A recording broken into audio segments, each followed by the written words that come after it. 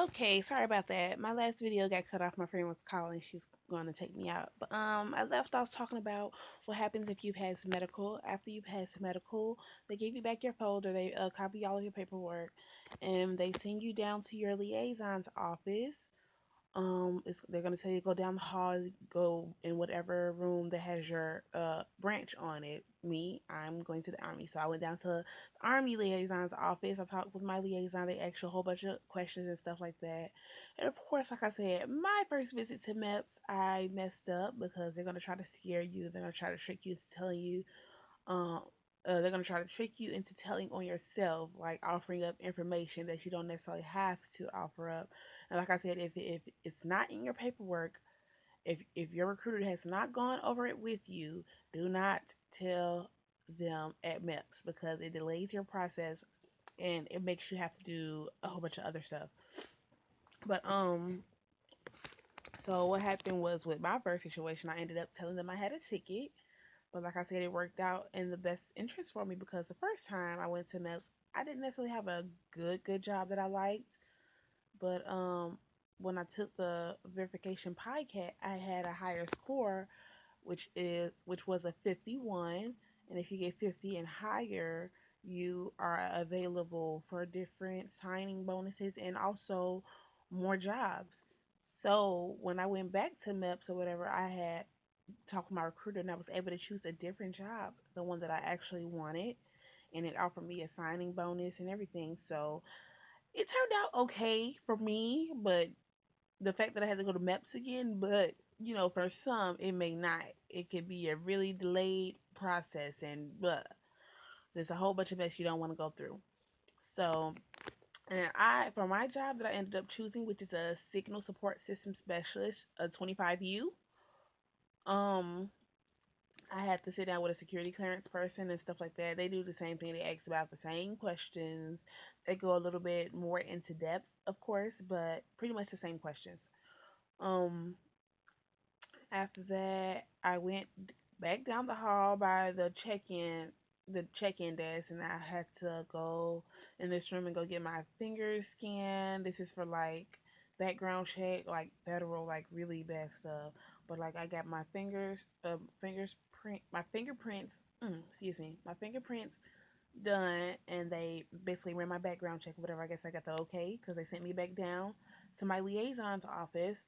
After that, they printed me out some paperwork, and I sat around for a little while, and they told me that we would be able to swear in, and we after that we went into this little room. We were briefed about how swearing in would go. We had to go over our contracts basically. Read over this little paper. I forgot what it said. But we got briefed or whatever. We went into the room where you do the swearing in at. They showed us how to do stand at attention, and they showed us how to do parade rest. Me myself, I already know how to do it because of the fact that I did ROTC when I was in high school. So, but they showed us how to do parade rest and stand at attention, and he went over it with us. What was going to happen when the captain came in to swear us in? Because we had a captain. He was a captain from the Navy, so he came in to swear us in or whatever. But the gentleman before, he just briefed us on what we were going to do, and yeah, when the captain came in, we basically had to put our right hand up. We swore in. The room is really cool. The way the room looks, it's like there's not chairs in the actual room like where our audience could sit or whatever. It's like a glass, like right behind you where you'll be swearing in, and your family can sit back there. They can actually just see through this glass and watch you swear in or whatever. So if you have family friends that you want to invite, that's cool. You just have to call them ahead of time so that they'll be there and be able to watch you swear in. But so we swore in and then we went back out and then that was pretty much it. Our day at Meps was pretty much complete. We call our ride and then they come and get us. So that was my experience at Meps. Overall, it's not too bad. I know it's like a whole bunch of horror stories about Meps, but just don't overthink it. Don't overwhelm yourself when you don't have to. It wasn't too bad. Like I said, just don't let them trick you into offering up information. that you don't have to basically because they'll try to make a mountain out of a molehill. So yeah, just stay consistent with what you've been telling your recruiters, and also when you get to Meps, and you should be fine. Medical stuff it is pretty simple. They're just gonna make you do a whole bunch of retarded stuff. And for the most part, I think most of the waiting took place because of medical. Medical was the longest part of this process. Like we were there in medical like all freaking day. It seemed like, but it wasn't too bad though. It was pretty okay. But yeah, that's all I have. Once again, my name is Jasmine, and my branch of choice is the Army, and I will be actually shipping off in 12 days, June the 28th.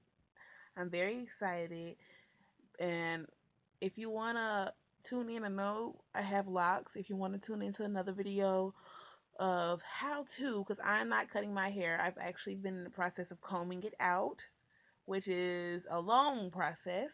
So it takes a lot. But if you want to tune in for a video about that, I will show you how I am doing that. So that's all I have for you guys. See you later. Thanks. Like my video, thumbs up if this was helpful. If you need any more questions, like if you have any more questions, feel free to ask me, inbox me about it, whatever, you know. So yeah, peace.